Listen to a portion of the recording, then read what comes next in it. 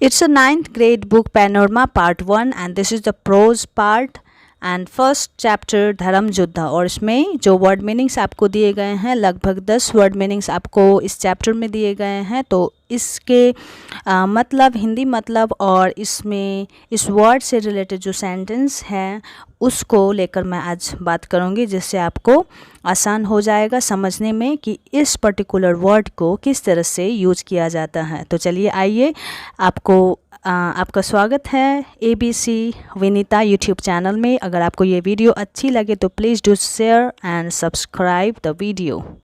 First chapter धर्म युद्ध, जो कि अर्जुन देवचरण के द्वारा लिखा गया है। इस चैप्टर को अच्छे से समझने के लिए आप सभी को क्या करना है, अपने 9th ग्रेड के बुक के पहले चैप्टर को खुले रखना है और जिस सेंटेंस को मैं आपको बताऊंगी वो आपको भी देखना है, जिससे आपके कॉन्सेप्ट क्लियर हो पाएंगे। फर्स्ट नंबर है आइडेंटिटी, पहचान। यह ड्रामा कॉन्वर्सेशन मोड में है, जिसमें माँ, बेटी और पिता के बीच वार्तालाप हो रही होती है, जिसमें बेटी बहुत सारा प्रश्न पूछती है अपने सोशल स्टेटस और सामाजिक नियम कानून के बारे में। तो सेंटेंस में देखिए, जब आप इस कॉन्वर्सेशन में देखिएगा तो छठे नंबर पे आप पाइएगा माँ अपने बेटी को अपने पति के बारे में कह रही है, I am not in any way different from him, मैं उनसे किसी भी मायने में अलग नहीं हूँ। My identity is linked with his, मेरी पहचान उनसे ही जुड़ी है, यानी कि उसके पति से जुड़ी है और उनके साथ मैं अपने संबंध को हृदय से लगा कर रखती हूँ।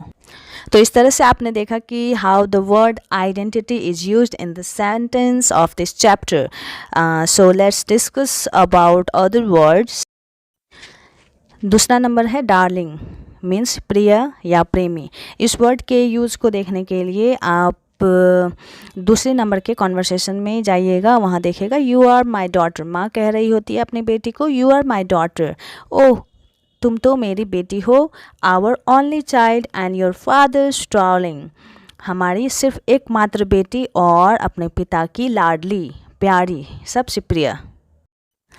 And the third number is bestow. Bestow मतलब देना या प्रदान करना। So in the third number you see Padma अपनी माँ से अपने पिता के बारे में कह रही है, father cares more for money than for me, पापा तो मुझसे ज़्यादा पैसे की परवाह करते हैं। It takes a heart to bestow love, किसी को प्यार देने के लिए, किसी को प्यार करने के लिए तो एक हृदय की ज़रूरत होती है। तो इस सेंटेंस में it takes a heart to bestow love. You see how this word is used in this sentence.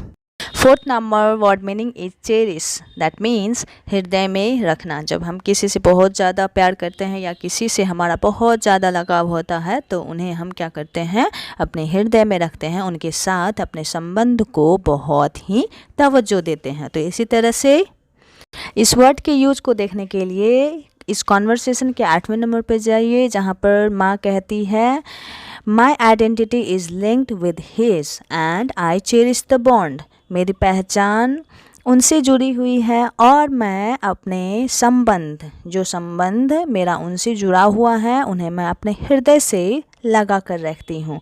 So I cherish the bond. Now you see fifth number senseless, that means बुद्धिहीन या मूर्ख।